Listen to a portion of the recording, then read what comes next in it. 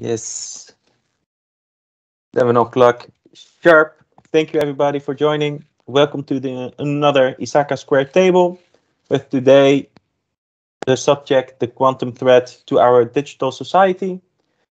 Welcome. Please feel free to join with us this journey towards the quantum threat of our digital society. I'm Murat. I will be your moderator for today.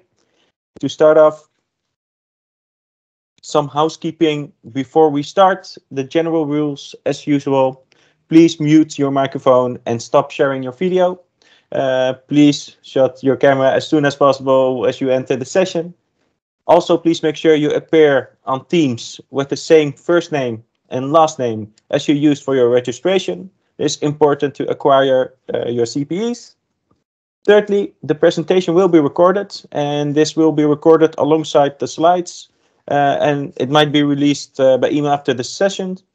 And last but not least, if you have any questions, please use the raise hand feature or type it in the chat box. I will keep note of the chat box, and after Thijs, our presenter of today, during his talk has a short stop, we can go towards the questions. But also please feel free to raise your hands where possible, and we will give you the stand when possible.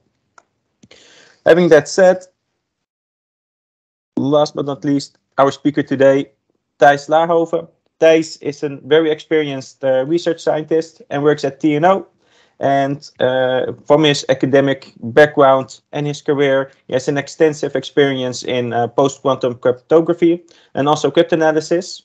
And before joining TNO, he worked in the academic sector and has focused on how to better assess the practical security of quantum secure cryptography. And currently he works at TNO on helping the world to prepare for a migration towards post-quantum cryptography. That's from my side introducing Thijs. I think he can introduce himself even more better. So having this said, Thijs, the floor is yours. Let's see.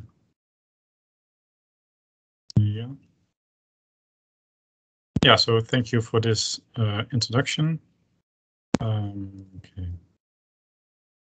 Yeah, so I want to tell you some things about this topic, the quantum threat to our digital society, in particular how quantum computing and quantum computers are not just going to benefit our society, but also how they pose a threat to our communication, to our secure data, and how this threatens us, and how we should deal with this threat, and how urgent this threat is, and what we can do about this.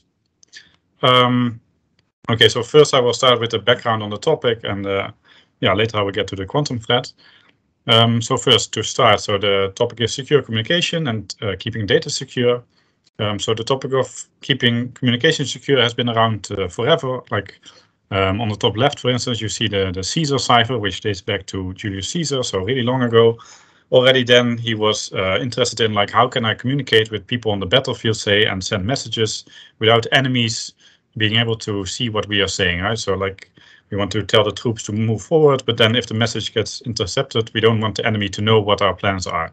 So instead of sending the message, what they did is distorting this message, like, for instance, shifting the letters. So instead of sending, say, the letter A, you send the letter C, and instead of letter B, you send the letter D, etc. And then by shifting these letters, you hope that the enemy, when they see this shifted message, they are not able to see what the original message was, and they cannot really see what you are telling to your people. But then, someone who is in your army, they know that you shifted all the letters by 2 to the right, and they can shift back to the left by the same number of positions, by 2 positions. Then they can see what was your message that you wanted to send. But so someone else who is intercepting this message and who doesn't know what you agreed upon is not able to see what you are doing. And like, this is really old cryptography, old ways of doing secure communication. And of course, this doesn't really work these days. I mean, you can easily break this. And later, for instance, you see this table here where they used shifts based on some keywords. So slightly fancier techniques than the Caesar cipher, kind of using the same principles. But again, this turned out to be like not really secure. So the third picture, you see the Enigma Cipher. You may know about this, like, for instance, in the Second World War, this was used by the Germans to communicate and to make sure that the Allies, when they intercept messages, they cannot see what is being sent. And they already used like some smarter ways to hide the message. But also then you may have heard like the story of Alan Turing. He was quite important in the Second World War because he was able to break this cryptography, this communication. And by breaking this, he was able to see what the Germans were planning, and he had an advantage, and he could, use this information to his advantage and to help the Allies win the war. But also, so that way of communicating also turned out to be breakable by Turing. And I mean, this is a cat and mouse game. It's an ongoing process of always people trying to make ways to do communication securely, and then people trying to break it, because like if you break it, then you can somehow learn more information and use that to your advantage. So on the right, you see like RSA security and ECDSA. There's like some examples of ways that we do communication securely these days. So it's more based on modern principles. And well, so far this has not yet been broken, but okay. Also at this point, people are still trying to break this, and if they can break this, then they can use it to their advantage. And so it's not just in the battlefield anymore where we want to keep our data secure. I mean, there are many examples these days where there's a lot of communication, and a lot of communication also via the internet. So for instance, on the bottom left, like you have this cloud thing, which is really popular these days, that everything has to be connected to the internet, like even your fridge or your barbecue, or like everything you have has to be connected to the internet, and you can control it with your mobile phone or whatever. But that also, creates a risk that if someone hacks into this communication and they take over your barbecue, then they can like set your house on fire if you're not home or something. I mean, you have to be careful about this, that everything is connected to the internet, and that also creates new threats of people trying to hack this. And of course, also like secure internet, like HTTPS, cloud storage with OneDrive, Google Drive, whatever. Like cars which drive autonomously and are connected everywhere. Medical records which are stored digitally, and like communication between your doctors and you and yourself and other doctors. I mean, you all want this data to remain secure, and if people can break into this, then it's really a big problem. And of course, there are the standard more about communication, like messaging with WhatsApp, Signal, digital payments with PayPal, etc. I mean, there are many applications these days where you need your data to remain secure, but also your communication through, say, the internet to remain secure. Okay, so there are a lot of applications, and there are threats to our society. So it's not just that, like in this army where the enemy wants to attack, but so here are just some headlines. So there was the famous leak by Snowden several years ago, who showed that the NSA is trying to tap into the communication of people worldwide. So not just in the US, but also like trying to tap into the communication that Merkel is doing, or other state leaders, but also just citizens they don't trust. They want to see what they are doing, and they're trying to hack into them. Also, companies are dealing with cyber attacks where hackers are trying to break into the systems. Also still in the war situation, like you have the Chinese hackers trying to target Taiwan because like they want to take over Taiwan maybe at some point. Also, the roles are sometimes reversed. So, for instance, on the right you see the EncroChat. I don't know if you heard about this, but there was last year where the police hacked into the communication that criminals were doing. So the criminals were using some kind of encrypted communication. And the police wanted to see what they were doing, and so they hacked into the system, and they were able to decipher these messages and to see what they were doing and their plans and all the illegal activity. And like I said, everything has to be connected to the internet. So this Internet of Things is really, it's really an area where hackers are really exploiting the low computation capacity of these devices. Like your fridge may not have like big hardware to do computation, so maybe it doesn't have a lot of security. And if you can hack into this, like, you can somehow use this. And also very recently, there was the invasion of Ukraine by Russia. And already before they invaded Ukraine, they already targeted several pieces of infrastructure in the Ukraine to try to destabilize the country so that they are not able to respond well to an invasion. Like like try to disrupt the communication, disrupt the power supplies, disrupt whatever. I mean, there are many ways that you can use hacking to your advantage in the war. So still in a war situation, like this hacking situation is still a big threat. And also Ukraine has been trying to get back at Russia by hacking them. So this hacking is really a thing that we need to worry about. Is getting more and more an issue these days. But okay, so that sounds kind of pessimistic that there's all this hacking going on. But okay, fortunately, there are smart people who have been designing ways of like storing data and communicating online in a way so that, you know, people cannot just see what you are doing. So there's this field of cryptography that I've also been working on for over a decade now. So modern cryptography is actually quite well founded, I would say. And there are two main branches of cryptography. So there's symmetric cryptography, which is sketched on the right. So with symmetric encryption, where you have one key for encryption and decryption. So for instance, the Caesar cipher, like I mentioned before, you shift the letters by 2 to the right to encrypt, and then to decrypt, you shift the letters to the left by 2 positions. And you have to agree beforehand with the person you're communicating with that you are shifting by 2 positions and not by 3 or by 5 or whatever. Like you need to agree beforehand, like, okay, I'm going to shift by 2 positions. So you need to agree upon this key beforehand. And some examples of what people are using these days. I mean, they're not using the Caesar cipher anymore, but like AES, DES, Blowfish, like, and if you hear about stream ciphers and block ciphers, they're all examples of symmetric cryptography. And this is quite efficient, and we kind of know how to do this these days so that you don't break this so easily.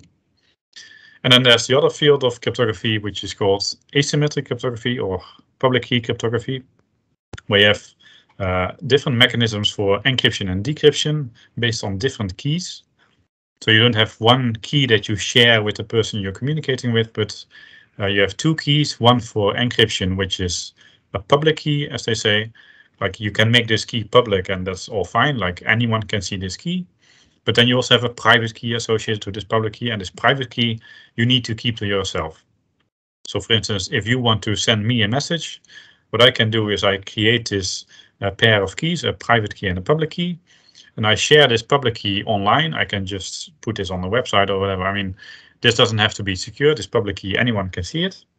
And then if you want to send me a message, what you can do is you take your text, then you somehow encrypt this with the public key to get this scrambled data, and then I can decrypt this with the private key. So you need a private key to recover the original text, but the public key you can use it to encrypt the data.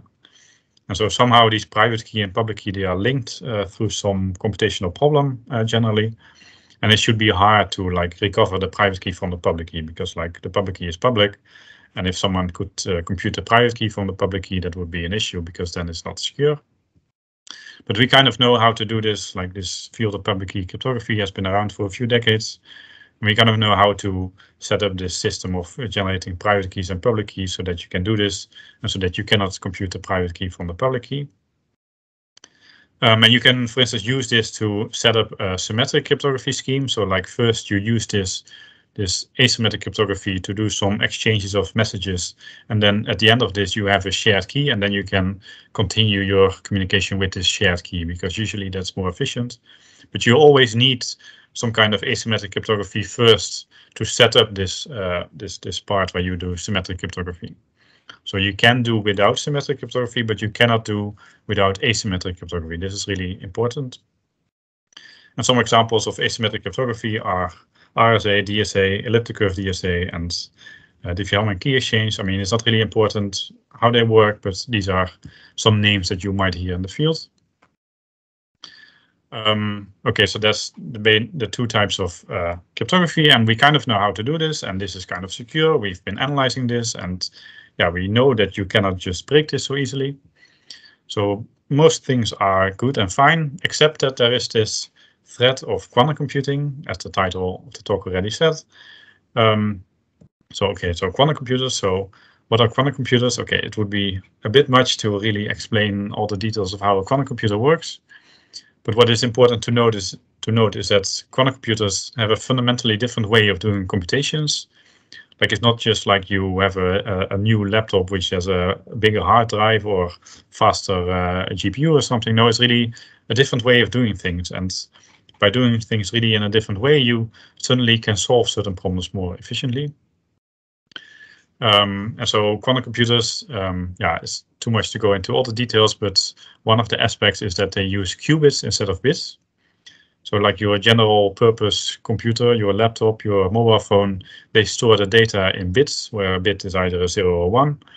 But a quantum computer uses qubits, where a qubit is somehow some superposition, some combination of 0 and 1.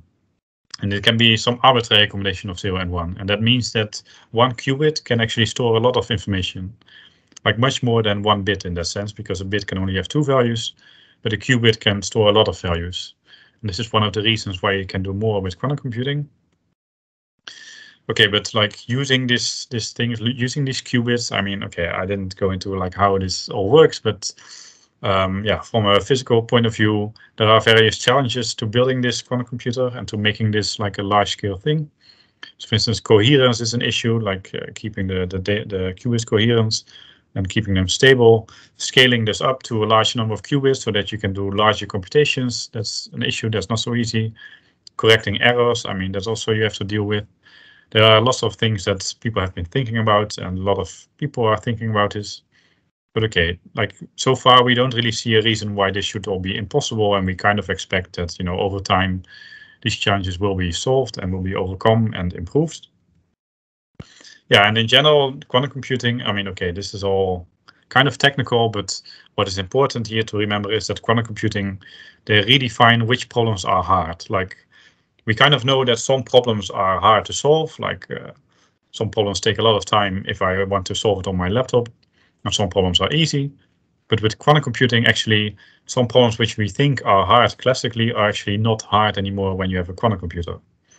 So that's kind of some problems, not all problems, but some problems suddenly turn out to be easy on a quantum computer. So just to illustrate this very briefly, like some of the power of quantum computing. So there are two main methods, two main algorithms, I think, that would be nice to take away from this. So there is Grover's algorithm from 1996, which tells you how to search in an unstructured list. So just to illustrate this with an example, suppose I have this array of data. So I have a bunch of bits, basically, which are all zeros except for one position where I have a 1. And suppose I have this array in my memory on my computer, and I want to find where is this 1? Where is this 1 in this array? Like there's one position which is a 1, and I want to find this position. And if I want to do this classically with my regular laptop, then what I would do is I would check the first bit, see if it's a 1 or not. Well, it's not a 1, so I continue to the next one. The second one is also not a 1. Then I go to the third one, etc. And I go through my entire list until I reach this position, which is a 1. And roughly speaking, this takes like the time is roughly linear in the size of the list. So like in terms of an example, if I have a list of say 1,000,000 of these bits, where one of them is a 1, then the number of checks that I have to do in this list to find this position would be in the order of 1,000,000, say. And in this case, the 11th position would be a 1. But if I have 1,000,000 of these positions and one of them is 1, and I have a quantum computer, then the number of queries, the number of times I have to check if something is a 1, would not be in the order of 1,000,000, but would be in the order of 1,000. Would be like the square root of the length of the list. So somehow, like using some quantum magic, basically you can solve this problem faster with a quantum computer. Like it's kind of counterintuitive at first, and it still is to me, even though I've been looking at these quantum algorithms for some time. But yeah, you can solve some of these problems actually really faster with a quantum computer, including like searching in an unstructured list. And then there's this other important breakthrough work from Shor from 1994. This is actually even more important for our digital communication. So this result of Shor showed how you can efficiently factor large integers and how you can compute discrete logarithms. Okay, it's not really important what these problems are, but okay, just to illustrate what it might mean. So for instance, if I give you this number n here, which is like a really big number, and if I ask you to find the two factors that make up this number, because I know that this number n is a product of two smaller numbers. So if I ask you to find these two factors, then generally speaking, you would have a hard time to find these factors because it's a big number and we don't really know how to do this efficiently because it's a big number and we don't really know something better than kind of a brute force approach where we try all numbers like below n or below square root n until we find a factor. So we don't know a smart way to do this classically, but actually quantumly we can easily factor this number. So in this example, we find these two factors as our factors of n. And we can do this really, really much faster than classically. Like if I have a really huge number, then classically this would take like an enormous amount of time, like billions of years. It would be way too much time, but quantumly, maybe you can still solve it in a minute or so if you have a sufficiently large quantum computer. So this is one of the problems where you can really solve it much faster with a quantum computer. So these are kind of two main ideas in quantum computing where you can really do better with a quantum computer than what we can do classically. Okay, so how does this affect cryptography? So, okay, there's first the impact on symmetric cryptography. So actually this is kind of an unstructured problem. We don't really know how to, there is some structure in there, but we don't really know how to exploit this. And so the best we can do with a quantum computer is we use this Grover algorithm to speed up the searching for a pre-image or to break the crypto system. We can use this Grover algorithm and then we can still solve this problem faster. We can break this crypto faster. But okay, we break this crypto faster, but only a bit faster. So what this roughly means is that if I was using AES before with, say, key size 128 bits, so my key is 128 bits, then if I want to have the same amount of security against a quantum attacker, then I have to double my key size. I have to go to 256 bits, say. So roughly speaking, for symmetric cryptography, the quantum attacks do impact the security, and you have to somehow adjust your parameters. But that's all you have to do. You can just double your parameters, and then roughly speaking, you are fine against quantum attacks. Like you can use the same algorithms, you can still keep using AES, DES, etc., but just increase your keys by a factor 2. And by increasing the keys, you make it harder for, also hard enough for a quantum attacker to break your communication and to decipher what you were saying. But okay, the bigger threat is in the area of asymmetric cryptography, because there we can actually use these results by Shor, which basically completely break all of the asymmetric cryptography that we have right now. So like we are using this RSA, which is based on factoring. We have this, for instance, elliptic curve DSA based on a discrete log problem on elliptic curves. Diffie-Hellman key exchange also based on a discrete logarithm problem. And these are all easily solved by a quantum attacker, like not just a bit faster, but really, really much faster. And so you could still ask the question, okay, for symmetric cryptography, we can just increase the keys by a factor 2 and then we're still fine. Can we also do the same for public key cryptography? Can we also increase the key size for RSA, say? Well, some people actually looked at this. So for RSA, what we are using now is mostly keys of 2000 bits. So that's like a quarter of a kilobyte. And if you want to have security against quantum attacks with RSA, then roughly you need to increase your keys to a size of maybe like 1 gigabyte. So that's like a factor 1,000,000 bigger, basically. And it's really too much. I mean, you cannot do, the encryption and decryption would be terribly slow. Like you cannot really use this anymore. So you could argue, okay, you can still use it, but the keys are just way too big that this becomes completely impractical. So for symmetric cryptography, we could just keep using the same algorithms and just increase the keys. But for asymmetric cryptography, you really have to do something else because this RSA is just, you cannot use it anymore because you won't have security anymore against quantum attacks, only if you use completely impractical key sizes. Yeah, so this is basically the impact on cryptography. The Grover for symmetric crypto and Shor for asymmetric crypto. Okay, so that is kind of worrying, right? That, okay, all this public key cryptography that we are using now is all broken. So, okay, now we have to worry about when is this quantum computer coming and when is it big enough to break all these schemes like RSA. So here there are some headlines from, say, the past few years. Where you can see that lots of companies are investing in trying to build a quantum computer, like Google, Amazon, IBM, Microsoft, they're all investing billions into this, building this first large-scale quantum computer. Also governments like the US, India, Germany in the slide, they are investing billions to support this technology, to advance this field and to try to get bigger and bigger quantum computers. So people are really working hard to building such a big quantum computer. And then once it is there, it would be a big problem, as I said before. Okay, so this is also a nice picture which some people at TNO made. So they gathered all the results, the public results at least, from like building a quantum computer. And they counted like how many qubits they claimed in their, say in their press release, and also like at which time this was. And then you get this graph where different lines correspond to different companies. Say one of them corresponds to IBM and one to Google, etc. And then you can see that, okay, the number of qubits is increasing over time. And okay, it's not going that quickly yet, but like on the vertical axis here, you see the number of qubits on a logarithmic scale. So actually the number of qubits is growing exponentially over time. If you look at these numbers, if you look at these points, then you kind of see that this is growing exponentially. And this dashed line is where we are now. So right now we are maybe in the order of, say, 100 qubits that we can build. And then there are some points to the right of this line for now, which is based on predictions from all these companies. Like IBM maybe said that they are going to build a quantum computer with 1,000 qubits in a few years. That's what they claim, and they still have to do it, but that's what they predict themselves. Okay, so this is like the number of qubits that we have now. Then you can look at, okay, how many qubits do you actually need to really impact cryptography and to break, say, this asymmetric cryptography.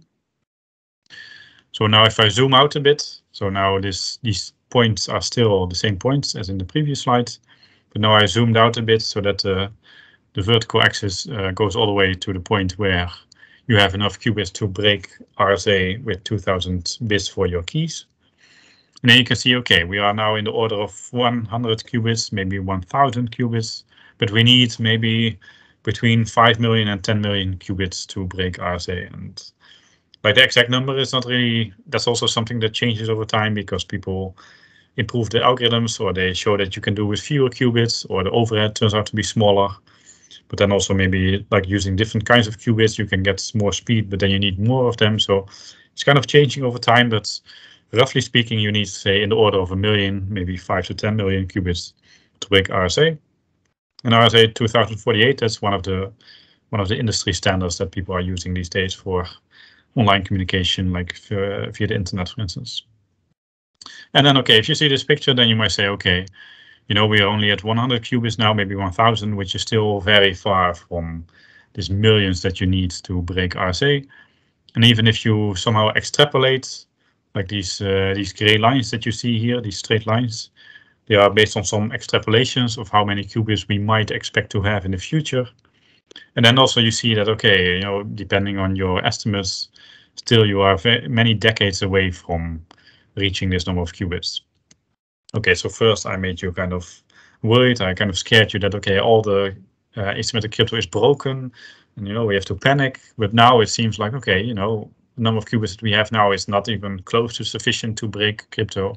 And it still takes several decades to reach this number. So then you might ask, okay, you know, why should we care about this now? Because, you know, these quantum computers don't exist yet. They are not big enough yet, and they cannot actually break our communication yet. So, you know, why should I care about this now? Why can't I just care about this in a few decades when these computers arrive? So there is this inequality or theorem, or whatever you want to call it, from Mike Mosca from Canada, which is kind of, telling you like what is the urgency to transition to new kinds of cryptography and how you can assess this. So if I draw a timeline here horizontally, and we are on the left point here, then okay, there are two periods which are important here. So the first one is the time that we need to transition to quantum secure cryptography. Because, okay, maybe our systems are quite complex. I mean, it depends a bit on, say, which company you're working for, or which data, which infrastructure. But maybe this cryptography is being used in a lot of places and it's not really coordinated. So if you actually want to replace all the use cases of RSA with some quantum secure cryptography, then you first need to find all of them. Then you need to choose which one you're going to use for it instead. Choose parameters for that, implement it, see if you have any compatibility issues. I mean, this might take some time to transition. Also, just waiting for the standards to appear. So this already takes some amount of time. And until we actually transition to quantum secure cryptography, we will still be using this old cryptography. And then, so up until this point, we are using this old cryptography. And then there's another period which is important, which is the time that you need your data to remain secure and confidential. So maybe like the transition time is 10 years, but that means that in 9 years from now, I will still be using my old cryptography. And so then the question is, okay, like maybe my data needs to be secure for 20 years. So then it's not really about that you transitioned in 10 years, but you need the data to remain, say, undecryptable for another 20 years after that. So like in 9 years, I will still be using my old cryptography, but an attacker could already somehow intercept this data and store it locally, keep it locally. Maybe he doesn't have a quantum computer yet, but maybe he's building one. But he can just keep the encrypted data and then, yeah, continue building a quantum computer. And then once he succeeds at that, then he can still decrypt the data. And then if you're still within this 20-year period, then you have a problem. So that's the other timeline here. That is the time to build a quantum computer. So maybe this still takes a few decades to build this quantum computer.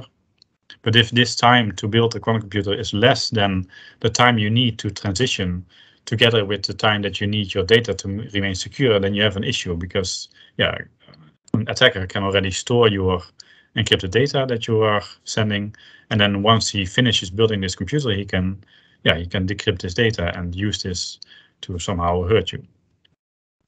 So just to illustrate this again in this figure that I showed before. So here again, we have these points that we have achieved so far on the bottom left. And we have this target, this green line that we need to actually break the communication. And okay, maybe there is this retention time, the time that your data needs to remain secure, and maybe it's 20 years. I mean, it depends on your application. Maybe like if you are logging into to your local sports club and you're using a dummy password and you don't really care about how long it remains secure, then it's just like 1 day is already enough. But if you are talking about, say, you're working with state secrets or you're doing something in the military, then maybe, you know, the retention time is a lot bigger. So this really depends on your application. But just to illustrate with this example, suppose that this time is 20 years. And now again, we extrapolate. So this green line, this straight line here, that is the prediction, like a rough prediction for the future. If you assume that the number of qubits that we can use in a quantum computer doubles every 2 years. And if you look at this, then you see that, okay, in roughly, say, 32 years or so, we will have enough qubits to break RSA 2048. And 32 years is more than 20 years, so okay, that's still fine. And that kind of means that you have like about 10 years now to transition to some kind of new cryptography, because if you take more than 10 years, then you might be too late, because then, you know, the point will be further to the left. Another prediction, if you assume that the number of qubits doubles every 1.5 years, I mean, we don't really know how fast this goes, right? I mean, this is kind of, estimating, kind of guessing. I mean, you can look at the data and you can try to make your own prediction, but if you assume that the number of qubits that we can reliably use in a quantum computer doubles every 1.5 years, then you get this line, and then it's only 24 years or so until a quantum computer is built which is large enough to break RSA. And then if you still have this retention time of 20 years, then that means you only have 4 years to switch. Like if you take more than 4 years, then you're already too late for switching. And if you are even more pessimistic on the security side or more optimistic on the quantum computing side, then you might say, okay, maybe the number of qubits doubles every year. Then you get this green line here, and then like maybe in 16 years already, there will be a quantum computer big enough to break RSA.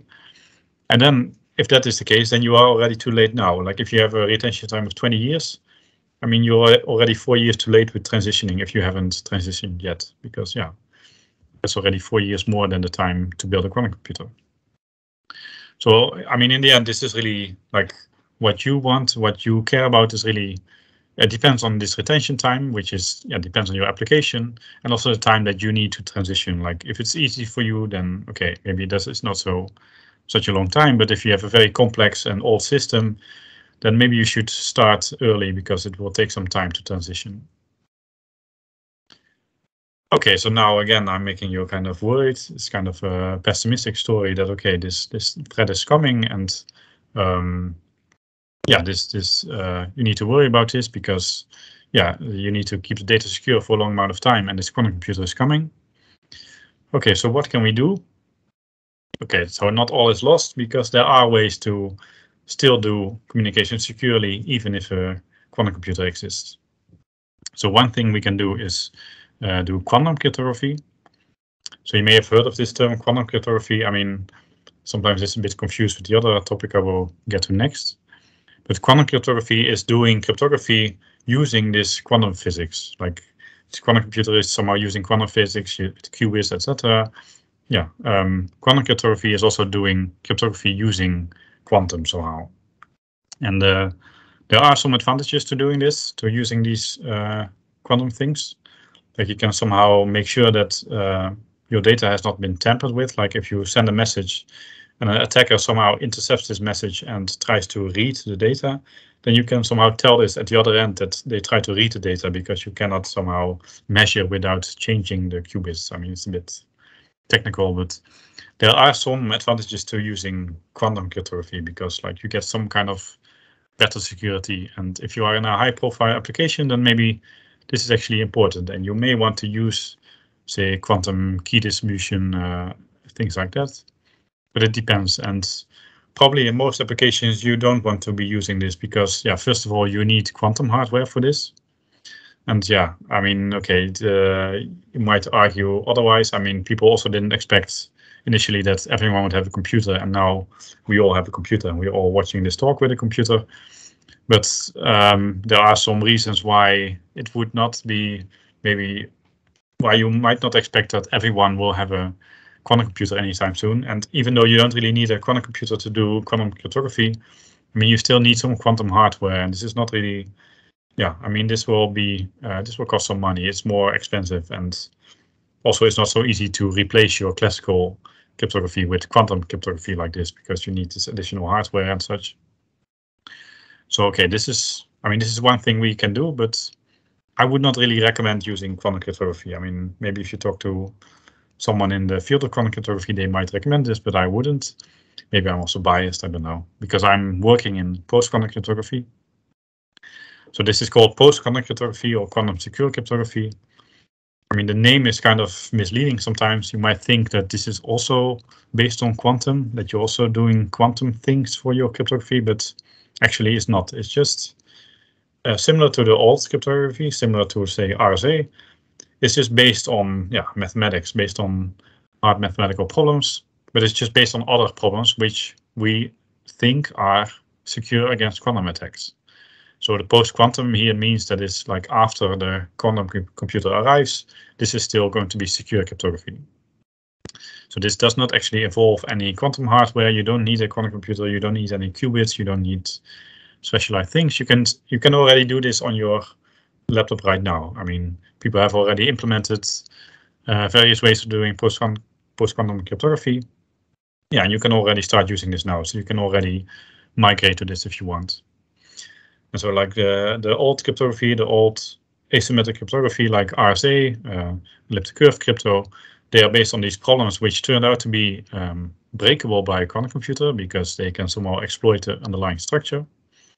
But these new kinds of cryptography, they are based on different problems for which we currently don't know ways to exploit this with a quantum computer. And that sounds kind of fishy, like we currently don't know. I mean, that is the state of cryptography at all points, that we don't know how to break it. Like, generally speaking, we don't have a proof that or a guarantee that this will never be broken. But the best we can do is just have a lot of smart people looking at this, trying to break it, and then conclude, okay, this is too hard, I cannot solve this.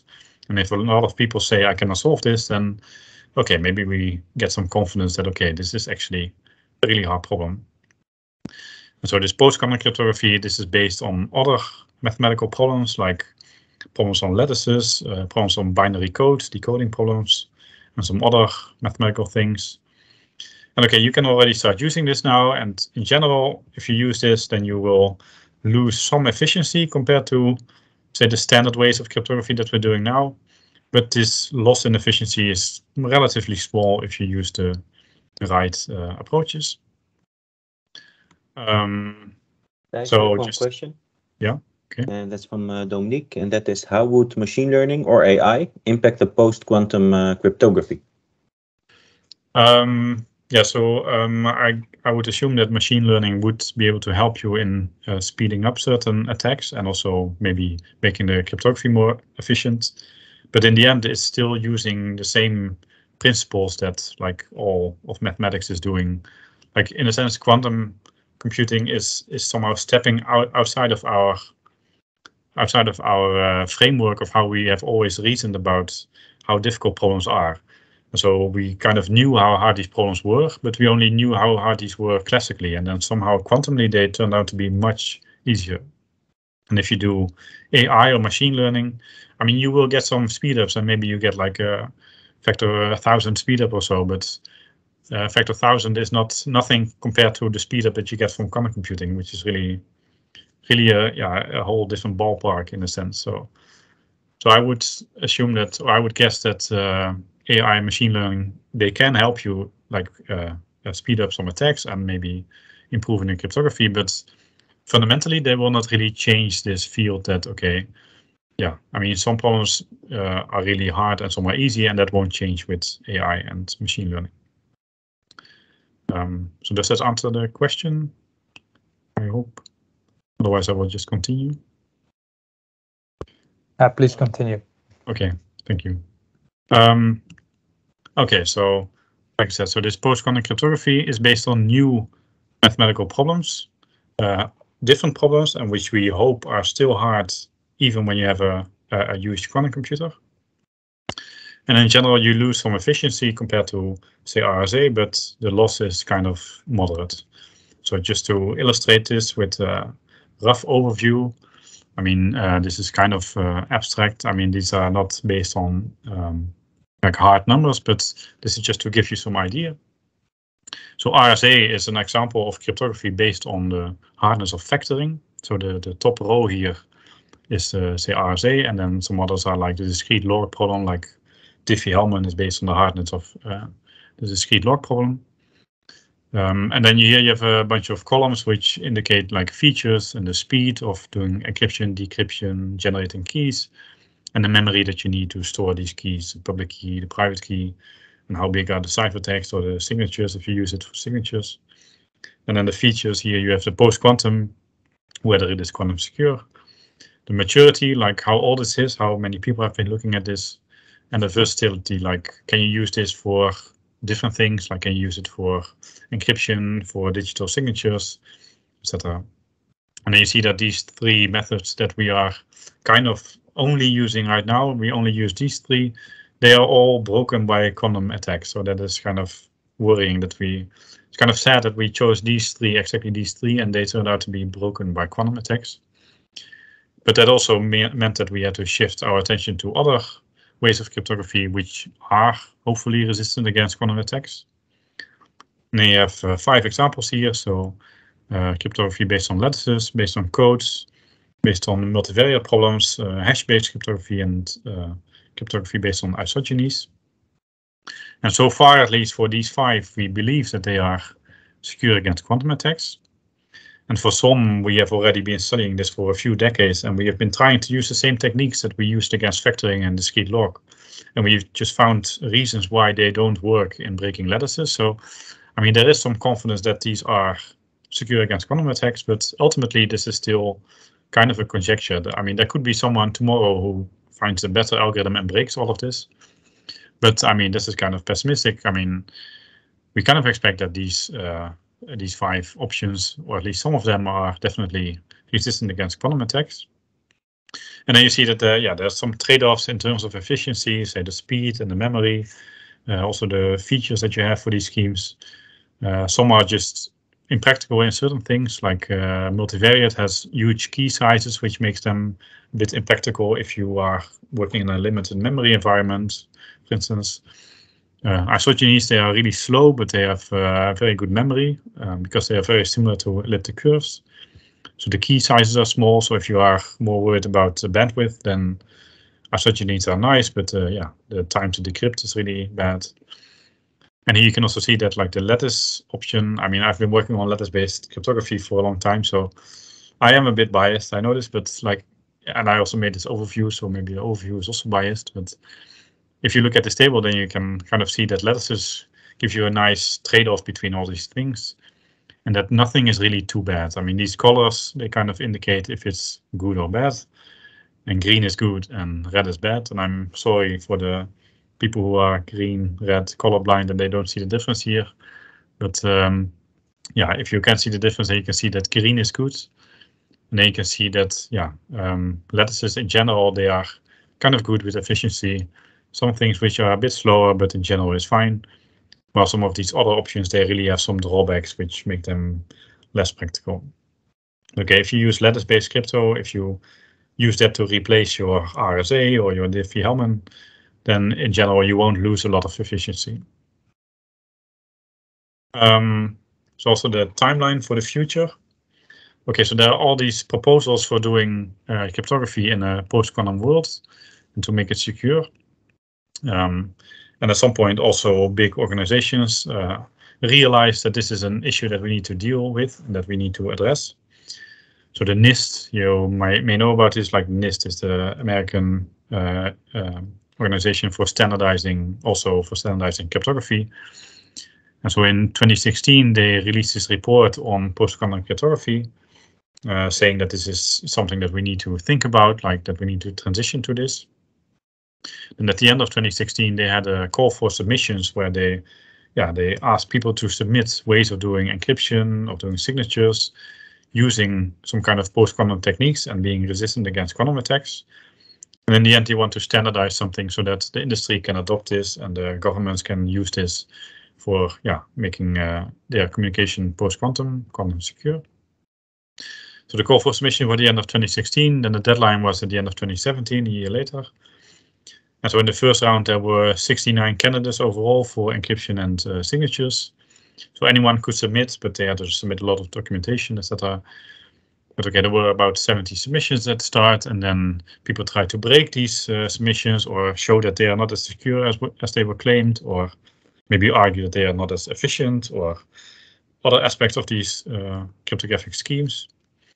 Then about a year later, in January 2019, NIST selected 26 candidates to continue to the next round of standardization, where again they want to focus their attention only on these 26 now. And again, the community started analyzing these schemes, trying to show that they are maybe not as secure. Like also, if you have a stake in one of the candidates, then maybe you have an incentive to show that the other is not as good. So people have been working on this for a long time. And then 1.5 years later or so, there was the third round where NIST announced 7 finalists, as they called them, and 8 alternates, which they want to keep as other options in case something happens with the finalists, I guess. So these finalists are kind of the main competitors now for being standardized. The future timeline is that they expected this month to release the round 4, to release like which are the really going to be the standards probably. They were delayed a bit. Last week, one of the people at NIST gave a talk at the conference, the Public Key Cryptography, and he announced that they have already decided which ones are going to advance, but they are still writing the report, and in a few weeks or so, they will announce which ones will be standardized, or which one will continue at least to the next rounds. And then they expect that maybe next year or the year after that, they will finally release the standards, or maybe ask for comments and then release the standards. And then once NIST releases the standards, then probably a lot of other communities will also follow and also standardize ways of doing post-quantum cryptography and using this.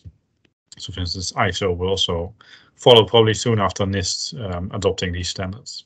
But NIST is currently what is getting the most attention, I would say, from both the academic community, but also the industry for choosing the candidates.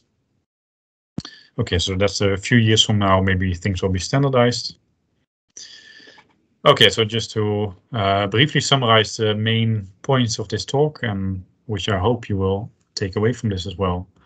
So first of all, this cybersecurity is a bigger issue now than ever. I mean, not just criminals, not just state actors. I mean, there's a lot of ways where people can somehow try to use hacking to their advantage and to your disadvantage. And one of the main fundamental threats to our ways of doing communication now is this quantum threat.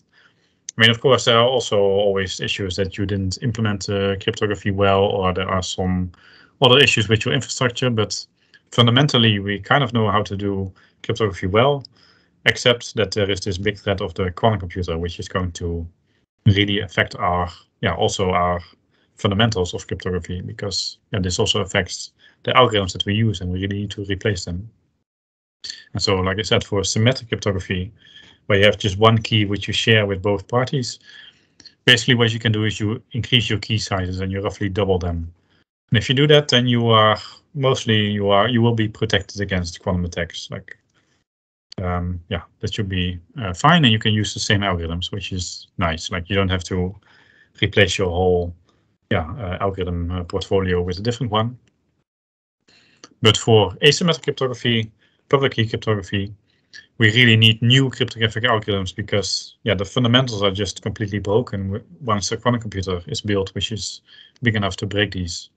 Because like this factoring problem somehow becomes much, much easier on a quantum computer.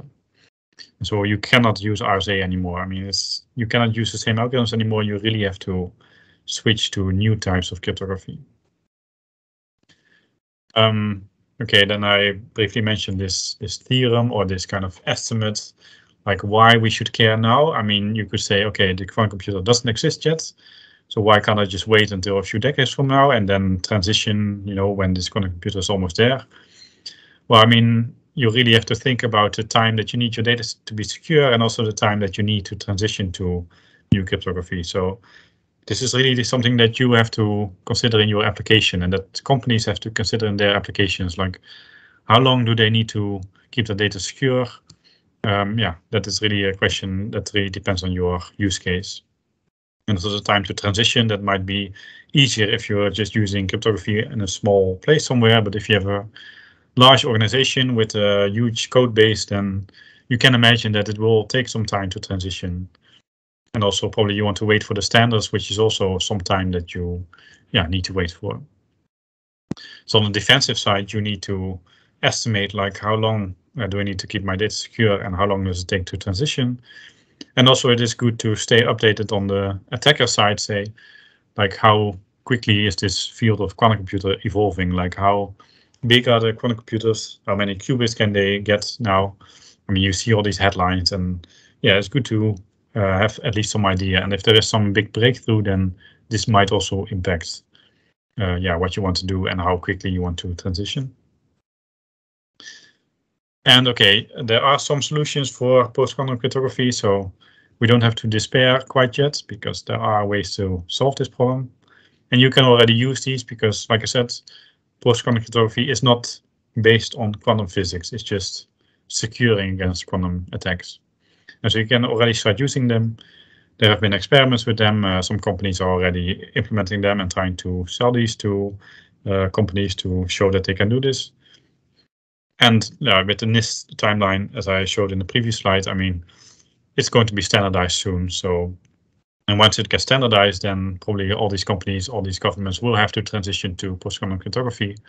And then probably still you have a choice between what you want to use. But you have to transition, and it's good to know about this. And then finally, towards post-quantum cryptography. So, okay, just to look a bit, what can you do, or what is the takeaway message maybe? So it really depends on your application, like I said. But if you are in a setting where you have where you want high security and where you want long-term confidentiality of your data, then probably you will want to start migrating really soon. Because this threat, even though this quantum computer is not here yet, I mean, you already have to worry about this now. And so if you want to migrate soon, then maybe what you want to do is use some hybrid of cryptography that we're using now, like RSA, together with some post-quantum cryptography, just to ensure yourself against a situation where maybe the post-quantum cryptography turned out to have some flaws or something. You can combine both approaches and still have security in case one of them fails. And if you want to choose one of them, so one of the recommendations I would say is if you want high security, you want a mature scheme, then probably you want to use code-based encryption. McAleese is one of the names that you may hear of them. It dates back to the same time as RSA basically, but it was not as efficient as RSA, so people never really adopted McAleese because RSA was more efficient, was faster, smaller keys, so why not use that? But people have been looking at McAleese for a long time, and we know that this is, or we kind of expect this to be really secure. And also some example here. This was from last week, I believe. It was a news message that NATO had also experimented with post-quantum VPN. So they also implemented some VPN using post-quantum cryptography, and they actually used this McAleese scheme. So they also assessed that, okay, if I want some kind of high security, and I want something which is mature and which offers good security, maybe not the best efficiency, but still good security, then McAleese is probably one of your best options. But in many other use cases, maybe where you don't need this high security and maybe not 30 years of confidentiality, then probably what you want to do now is first you want to be aware of this threat to cryptography, to communication, to know that this is coming, and also prepare for these standards, because these standards are coming, and it's good to know that these standards are coming, and to know where to go for this, and prepare that that companies will have to transition to these new standards. And probably you will want to wait until these standards appear, because it's only a few years probably for NIST, and probably also ISO, for instance. But probably even then you still have a choice, because NIST also said, like, okay, we are not going to standardize just one of them, because if then that one turns out to be broken, then you have an issue. So probably you want to standardize a few things based on different primitives. You still have a choice. And probably if you care most about efficiency, I mean, nothing of these is going to be insecure really, but there is always kind of a if you have more structure in your problem, then there is more attack surface, so there's more chance of attacks. But if you care more about efficiency than really like the highest security, then probably what you want to use is some kind of crypto based on structured lattices. So you may see these names: Entru, Kyber, Saber. These are the candidates, and these are also things that people have been experimenting with. And these are candidates for being the standards. If you care more about security, then you could also use unstructured lattices. And also, if you want to make fewer assumptions, if you are a bit paranoid that all these structured problems are they might be broken at some point, then there is these alternatives based on hashing and symmetric cryptography, Sphinx and Picnic. There are also options that you could use then. But I mean, in the end, it's also a matter of taste. But okay. But so this is roughly how you can move forward with this depends on your application, but unless you really need high security, probably you will want to wait for the standards and then migrate to these new standards. Anyway, so that was it. So thank you for your attention, and if you have questions now, I would be happy to answer them.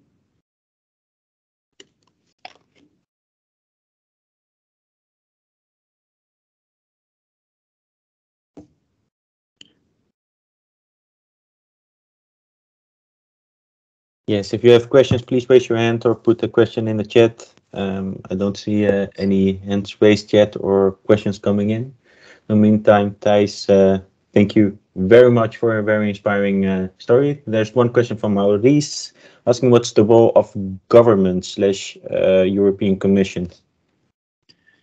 So the governments in the end, so the NIST, for instance, is standardizing the cryptography in the end, also for the US government, of course. And governments themselves, they are also involved in standardizing their own things. Like China is also running their own standardization. I think Germany also standardized their own things. So that's one of the roles. But yeah, I guess the role of the government may also be to help companies and to recommend to companies what they should transition to and what they should be using. And yeah, I guess that's one of that's one of the things that the government can do.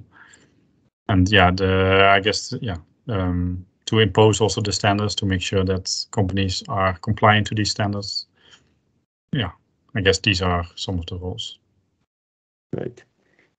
Thanks again, Thijs. I see lots of thank yous coming by, and that it was very informative and it was very interesting. One of the other comments mentioning that it is all about the speed.